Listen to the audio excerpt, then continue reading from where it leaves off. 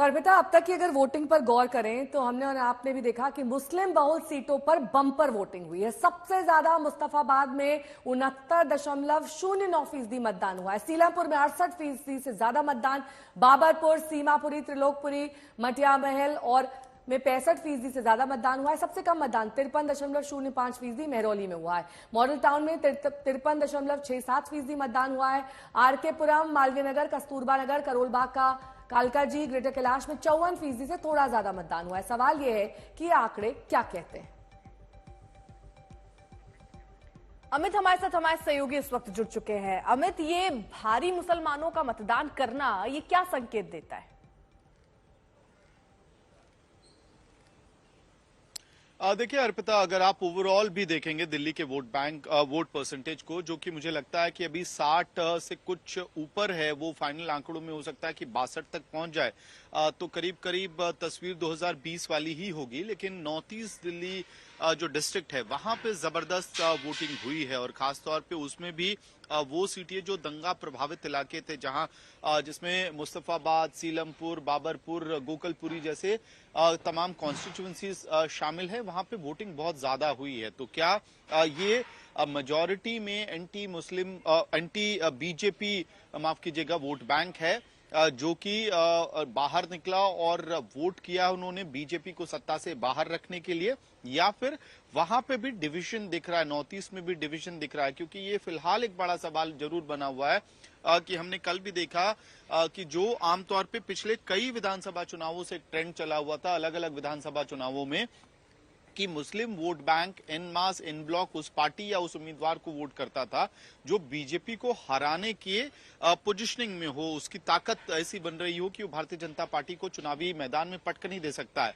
लेकिन इसमें अबरेशन जो है, एक एक्सेप्शन बिहार का पिछला विधानसभा चुनाव जरूर था, जहां पे कास्ट ब्लॉक के तौर पे मुस्लिम समुदाय से वोटिंग हुई थी, और उसका असर दिखा था कि आरजेडी जो माना जा रहा था कि चुनाव जीतेगी, वो फिनिशिंग लाइन के करीब पहुंचकर भी सरकार नहीं बना पाई। वोट अगर एंटी बीजेपी गया है तो बटा कहां पर है ये कह पाना भी मुश्किल है। लेकिन दिल्ली का जनादेश 8 फरवरी को सामने आएगा। अब हम अलग अलग विकल्पों की चर्चा करते हैं। फर्ज कीजिए कि अगर अरविंद केजरीवाल चौथी बार सत्ता में आने में कामयाब होते हैं तो क्या होगा। अरविंद केजरीवाल दिल्ली के चौथी बार मुख्यमंत्री बनने वाले पहले नेता होंगे। दिल्ली में लगातार तीसरी बार ब्रांड मोदी को मात देने में वो कामयाब होंगे। घोटालों और आरोपों की लड़ाई में उनकी ताकत पहले से बढ़ जाएगी। वो कह पाएंगे कि जनता ने बता दिया कि वो पाक साफ है। ईडी, सीबीआई जैसी जांच एजेंसी से मुकाबले में उन्हें मजबूती मिलेगी। विपक्ष के नेताओं में उनका कद और रुतबा बढ़ा होगा।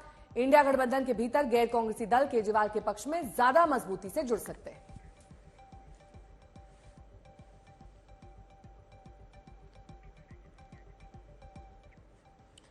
हमने आपको केजरीवाल की जीतने की स्थिति में क्या होगा ये बताया। क्या होगा ये 8 फरवरी को हालांकि पता चलेगा, लेकिन फिलहाल आपकी तरफ से जीत के दावे में कहीं कोई कमी नहीं दिख रही है। एक तरफ पढ़े लिखे, ईमानदार, काम करने वाले लोग हैं, और दूसरी तरफ गाली गलौच, गुंडागर्दी करने वाले लोग हैं। मुझे पूरा भरोसा है दिल्ली के लोग बुराई को हराएंगे, दिल्ली के लोग गुंडागर्दी को हराएंगे।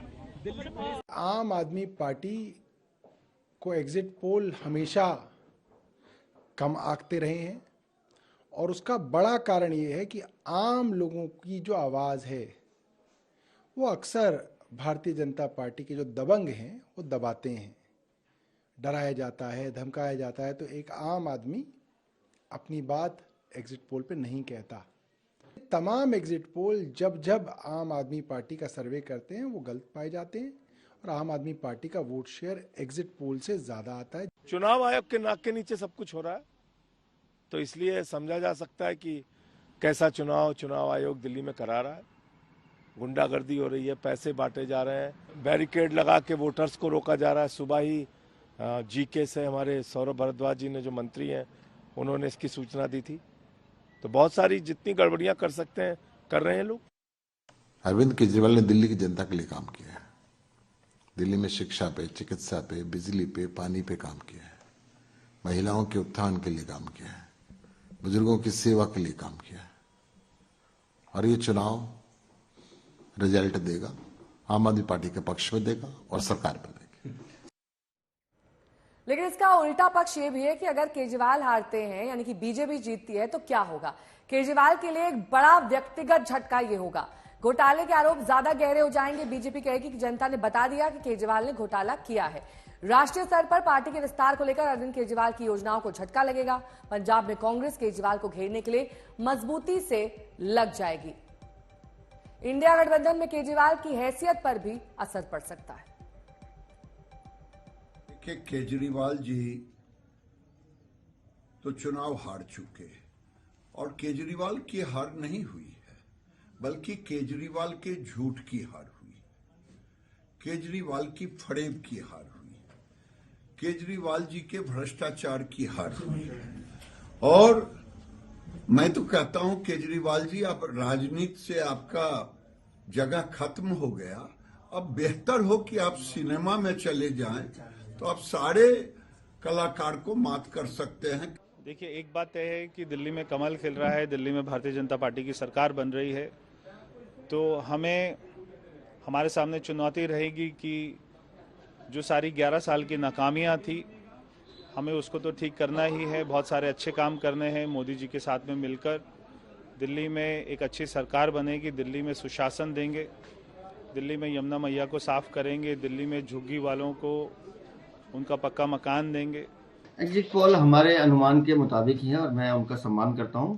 मुझे अपने कार्यकर्ताओं की मेहनत पर पूरा यकीन था और हम बार बार पहले दिन से कह रहे थे कि दिल्ली की जनता इस बार माननीय प्रधानमंत्री जी के नेतृत्व को पूरा आशीर्वाद देगी। दिल्ली में एक अच्छे गवर्नेंस के लिए, गुड गवर्नेंस के लिए भारतीय जनता पार्टी को वोट करेगी और मुझे लग रहा है कि अब दिल्ली में भाजपा सरकार बनने जा रही है।